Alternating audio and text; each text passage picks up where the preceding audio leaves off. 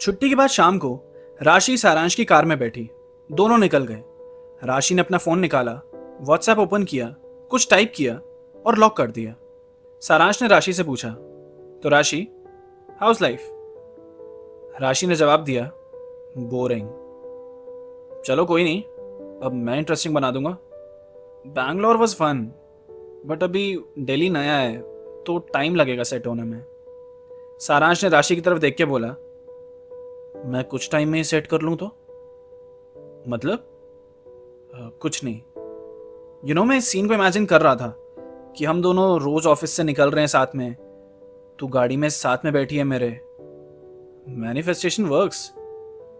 Manifestation कुछ नहीं, मेरा खुद मन था कि somebody ask me out please, मैं बोर हो रही हूं। तो फिर तो मैंने सही टाइम पे पूछ लिया। मुझसे पहले कोई और पूछ लेता तो तू तो उसके साथ निकल जाती। अभी भी निकल सकती हूँ, तेरे साथ मजा नहीं आया तो। ओह, तू तो बड़ी डेंजरस है। फिर राशि के फोन में नोटिफिकेशन आई। उसने फोन अनलॉक किया, कुछ टाइप किया और लॉक कर दिया। फिर उसने सारांश से पूछा, by the way, how is your life? मस्त, एकदम बिंदास। सुबह ऑफिस, शाम को पार्टी, डेट्स। मैं तो अपनी सिटी लाइफ जी रहा हूं पूरी। झूठ। ऑफिस में तो बस बाहर देखता रहता है, मानो इंतजार कर रहा हो कि कब इस जेल से निकलूं। अच्छा, तो तू भी मुझे ऑब्जर्व करती है क्या? मैं सबको ही ऑब्जर्व करती हूँ। इंट्रोवर्ट्स यही करते हैं।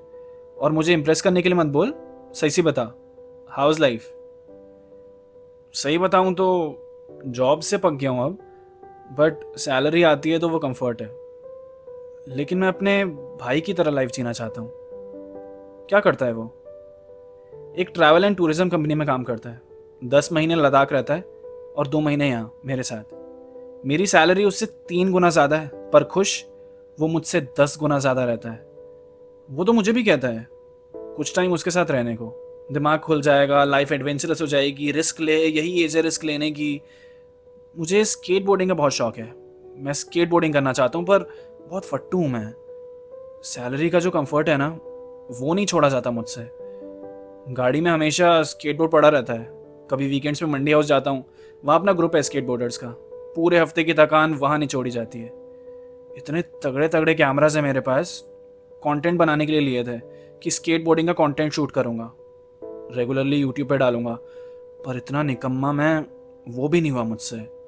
मेरा एक दोस्त है स्कूल का, उसने 2 साल पहले जॉब छोड़ के ट्रैवल व्लॉगिंग स्टार्ट करी। आज 3.5 लाख सब्सक्राइबर्स हैं उसके। अच्छा कर रहा है वो।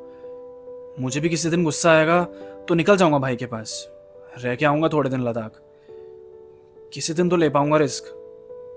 किसी दिन तो इतना फ्रस्ट्रेट हो जाऊंगा कि जॉब छोड़ने का ऑप्शन बचेगा। किसी दिन तो कॉलिंग आएगी। किसी दिन तो सब बदलेगा ही। राशि ने सारांश के कंधे पे हाथ रखा और कहा, हाँ यार, किसी दिन तो सब बदलेगा ही। हम जा कहाँ रहे हैं वैसे? India Gate. शाम को अलग ही वाइब होती है वहां पे। मुझे कपड़े चेंज करने हैं अपने, कंफर्टेबल होना है थोड़ा। जाने से पहले किसी मॉल पे रुक के चलते हैं। तू यहां भी चेंज कर सकती है वैसे। कपड़े है नहीं मेरे पास, खरीदने पड़ेंगे। होते तो कर लेती। कभी नहीं। सारांश मुस्कुराने लगा और वो लोग पहुंच गए मॉल। दोनों ने थोड़ी थोड़ी शॉपिंग करी, कपड़े चेंज करके बाहर आ गए। शॉर्ट्स में थे दोनों अब, एकदम कंफर्टेबल। थोड़ा ड्राइव करके इंडिया गेट पहुंचे, आइसक्रीम ली और बैठ गए एक जगह। बातें शुरू। राशि ने उससे पूछा, तू क्या कह रहा था तब गाड़ी में कि शाम में party, dates, city life enjoy कर रहा है अपनी?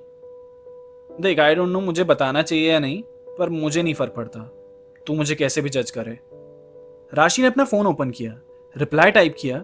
सारांश ने उसे देखा और पूछा, तुझे मैं तब से ऑब्जर्व कर रहा हूं, तू फोन खोलती है, कुछ टाइप करती है और बंद कर देती है। कुछ इंपॉर्टेंट है तो आराम से बात कर ले भाई। कौन है? कोई नहीं यार, रूममेट है। वही बता रही थी कि कब तक आऊंगी। पहली बार ऐसे ऑफिस के बाद बाहर आई हूं ना, तो कंसर्न। तू कहाँ रहता है, तूने बताया नहीं? मैं पश्चिम विहार में। फिर सारांश ने अपनी दाईं तरफ देखा और कहा, एक सेकंड यहीं बैठ, मैं भी आता हूं। अरे कहाँ जा रहा है? रुक ना एक सेकंड। कुछ देर बाद सारांश लौटा। उसके हाथ में फ्लावर्स थे। ले, ये तेरे लिए। ओ फ्लावर्स, थैंक यू। वैसे अभी कुछ ही घंटे हुए हैं हमें मिले हुए और उसमें ही फूल दिए जा रहे हैं। बस मुझे अच्छा लगा तो ले आया, बाकी अब कहीं और चलना है? चल सकते थे, पर घर भी जाना है, टाइम से सोना है जिससे कल ऑफिस जा सके। ऑफिस फिर कभी वीकेंड में चलेंगे कहीं। तुझे नहीं लगता कभी कभी कि नौकरी छोड़ ही दूं? नहीं, मुझे पैसों की ज़रूरत है, घर भेजने होते हैं फैमिली को देहरादून। वैसे मुझे मेरा काम पसंद है, बस रूटीन अच्छा नहीं लगता। राशि ने सारांश को देखते हुए बोला, पर अब लगता है वो रूटीन ब्रेक हो जाएगा। कुछ इंटरेस्टिंग सा लाइफ में ऐड होता हुआ नजर आ रहा है। तू मेरी बात कर रही है? नहीं तो तू मेरी ही बात कर रही है। ऐसे बहुत टाइम हो गया किसी के साथ लंबी बातें किए हुए, पर अफसोस अब घर जाना है। कल फिर मिलेंगे। हाँ, अब तो फिर से मैं ऑफिस लेट आ सकता हूँ। तुझसे बात करने के लिए जल्दी आना पड़ता था। बहुत जल्दी ऑफिस आती है तू। काम करना होता है मुझे, तेरी तरह नहीं बस बैठ के खिड़की के बाहर देखना। अब चल, घर छोड़ दे प्लीज। फिर सारांश ने राशि को उसकी गली तक ड्रॉप कर दिया। यहाँ से चली जाऊंगी मैं, थैंक्स। चलते चलते वो पीछे मुड़ी और उसने कहा, और हाँ, तू कुछ बताने वाला था, तूने बताया नहीं। क्या नहीं बताया मैंने? वही जिस पर तुझे लग रहा था मैं तुझे जज कर सकती हूँ।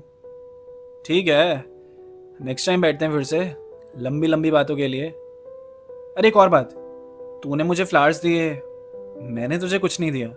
बाहर आ। नहीं चाहिए मुझे तुझसे कुछ। बुला रही हूं तो आजा बाहर। सारांश बाहर आया, राशि के सामने खड़ा हुआ और राशि ने सामने से उसे हक कर लिया। सारांश मुस्कुराने लगा। उसने कहा, चल बाय। सारांश अपनी कार में बैठा।